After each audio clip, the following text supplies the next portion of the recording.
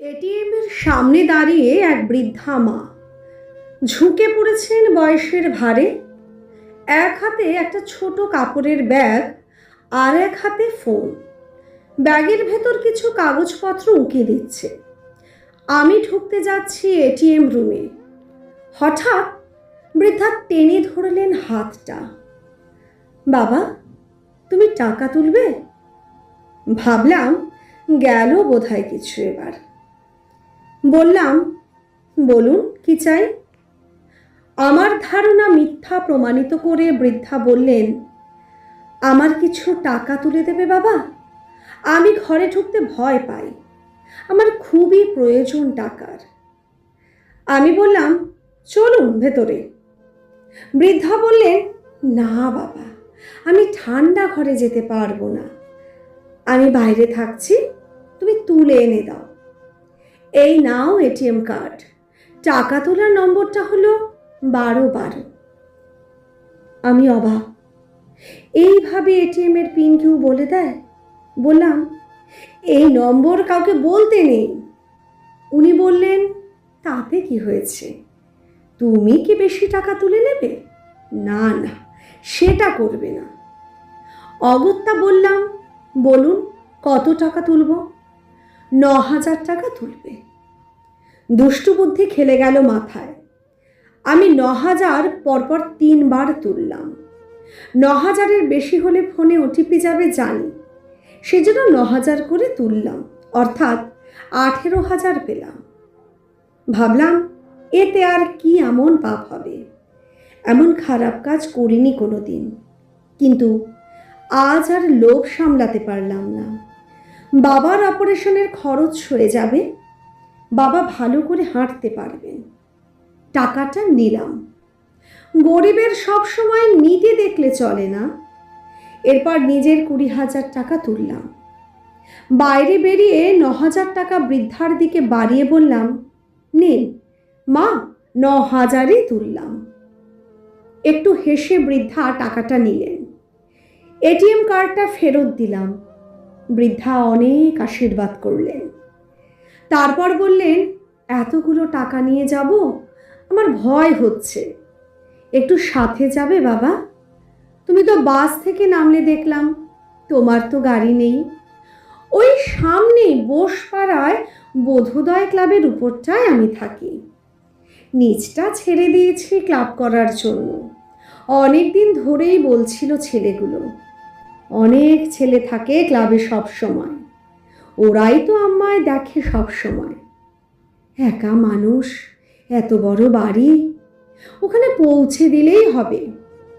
ওই যে টোটো যাচ্ছে, ডাকো টোটোটাকে। উঠে বসলাম। টোটোতে বৃদ্ধা খুঁটিয়ে সব জিজ্ঞেস করতে লাগলেন।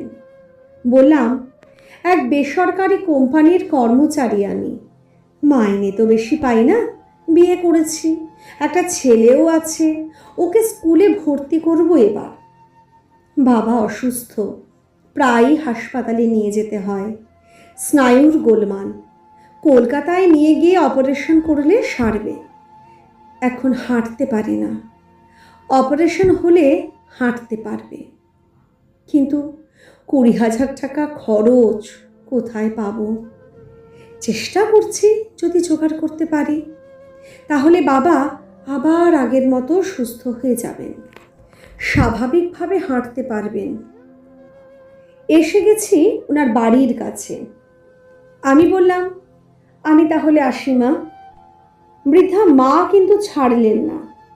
বললেন, তা কি হয় বাবা, আমার বাড়িতে এসে একটু মিষ্টি মুখ না করে চলে যাবে? চল উপরে।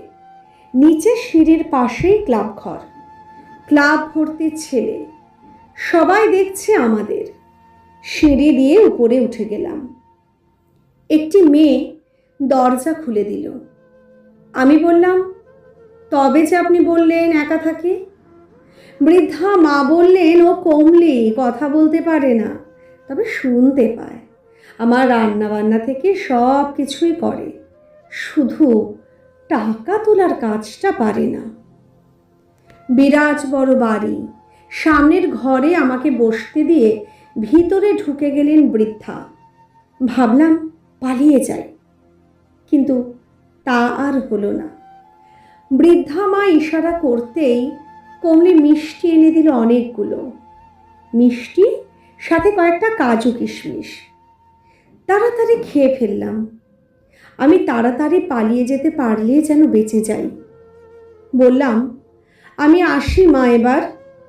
বৃদ্ধা বললেন, একটু দাঁড়াও বাবা, আমি এক্ষুনি আসছি বলে আবার ঢুকে গেলেন ভিতরে। বৃদ্ধা যখন ফিরে এলেন তখন ওনার হাতে 2000 টাকা।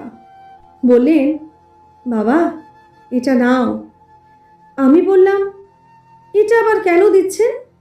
আমি আপনাকে টাকা তুলতে একটু সাহায্য করেছি মাত্র, তার জন্য আবার টাকা কেন?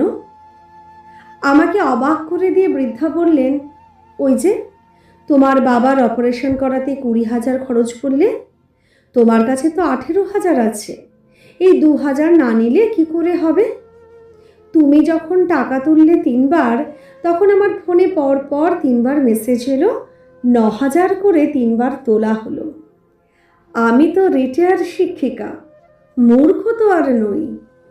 আমার স্বামী অধ্যাপক ছিলেন।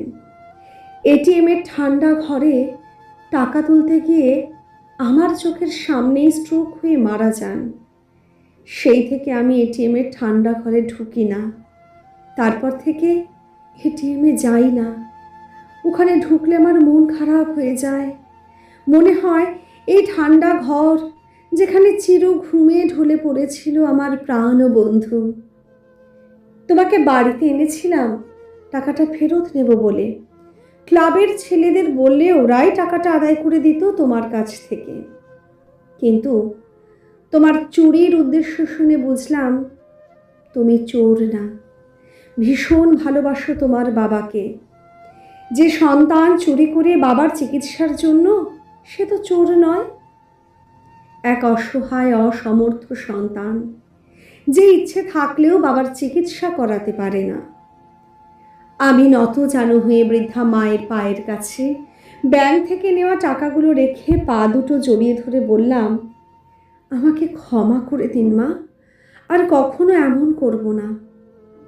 উনি আমাকে তুলে বুকে জড়িয়ে ধরলেন। আমার দু চোখ দিয়ে গড়িয়ে পড়তে লাগলো জল। চোখের জল মুছিয়ে দিয়ে উনি বললেন, যাও বাবাকে সুস্থ করে তোলো, আরও টাকা লাগলে বলো। এক করুণাময়ী নারীর মাতৃস্নেহে স্নান করে শপথ নিলাম, জীবনে আর কোনোদিন অন্যায় করব না। নমস্কার।